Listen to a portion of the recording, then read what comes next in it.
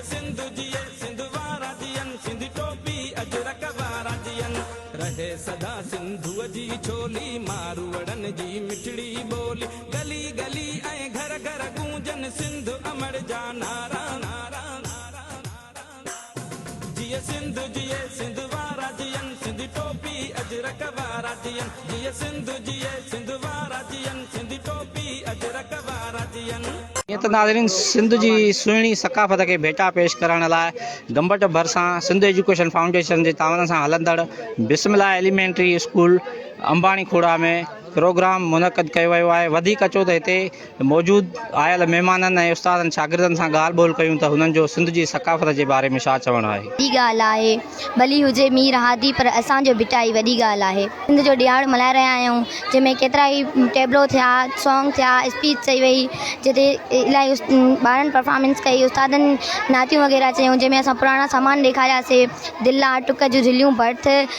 विहाणा ऐं आर जा सामान वग़ैरह मतिलबु इलाही पुराणी शयूं ॾेखारियूं वियूं ऐं असां इन्हनि में इन जो मक़सदु इहो हुयो त जीअं असांखे सिंध जी सकाफ़त बाबति ॼाण हासिलु थी सघे। कल्चर डे सिंध जे कल्चर खे प्रमोट था कयूं अचण वारी जनरेशन्स खे ॿुधायूं था असांजे सिंधी माण्हुनि जूं केतिरियूं महिनतूं आहिनि तारीख़ में केतिरो रंग लॻल आहे ऐं असांजी सकाफ़त जेतिरी कलरफुल तव्हांखे नज़र थी अचे प्रोग्राम में एॾी बहितरीनु आहे। इन प्रोग्राम जे बारे में मां इहो चवणु चाहींदमि त असां सिंध असांजी हिकिड़ी कल्चर आहे असांजी रूट्स आहे असांजी पहाड़ू हिन सां जुड़ियल आहिनि ऐं जीअं असां इहे प्रोग्राम्स हमेशह कंदा रहंदासीं त असांजी नई नस्लुनि खे बि ख़बर पवंदी त असांजी सिंध कीअं आहे त असांजा हारी असांजूं मायूं बर्थ भरींदियूं आहिनि असां सिंधियुनि में केॾा हुनर आहिनि जेके असां शुरू खां कंदा रहिया आहियूं ऐं मुंहिंजो इहो यादि इहे शयूं अगरि असां कंटिन्यू रखंदासीं त असां जल्दी तरक़ी कंदासीं। जेको अॼु जो ॾींहुं मल्हायो थो वञे इहो सिंध जी सकाफ़त खे उजागर कयो थो वञे त असांजी सिंध में कहिड़ियूं शयूं आहिनि कहिड़ा हुनर आहिनि असांजी सिंध सॼी सोन आहे असां उन खे उजागर कयो थो वञे जीअं असांजे हिननि नंढड़नि ॿारनि खे जेके नंढा ॿार आहिनि इन्हनि खे इन तहज़ीब जी ख़बर पए इहे इन में शौक़ु रखनि ऐं अहिड़ियूं शयूं जेके असांजी सिंध में आहिनि उनजी ख़बर बि पए उनखे अॻिते बि आणियूं। अहिड़ी सकाफ़त आहे जेकी पूरी वर्ल्ड पूरी दुनिया में कंहिं बि मुल्क में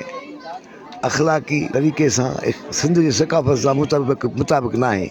सिंध सकाफ़त हिकु अज़ीम सकाफ़त आहे अपनाए बि नथा सघनि इहा सकाफ़त असांजी अहिड़ी आहे जेकी अपनाए बि नथा सघनि हे ठिकर जा थांव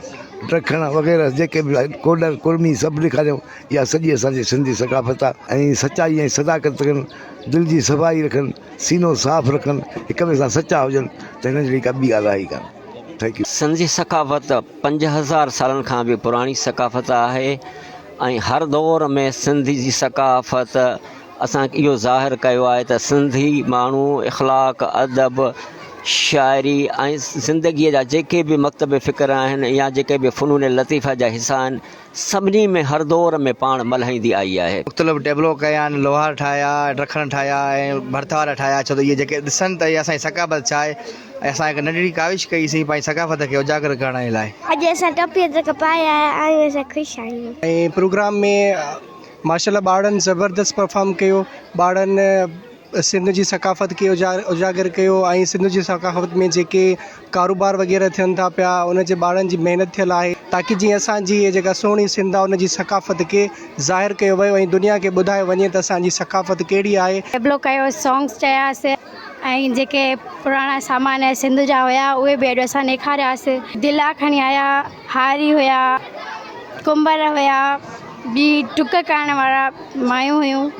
100 साल सदन खां असांजी जेका सिंध आहे उन जेका अज़ीम सकाफ़त आहे हिकु बहितर अहिड़ी सकाफ़त आहे जेका मिस्र ऐं मेसोपोटामिया सकाफ़तनि जी हम असर सकाफ़त आहे। पेश करण लाइ ही शानदार प्रोग्राम कयो वियो जंहिंमें स्कूली शागिर्दनि टेबलोज़ तकरीरूं ऐं गीत पेश करे भरपूर दाद हासिलु कयो। कैमरा टीम सां गॾु सिराज अब्बासी ऑनलाइन इंडस्ट्री गंबट।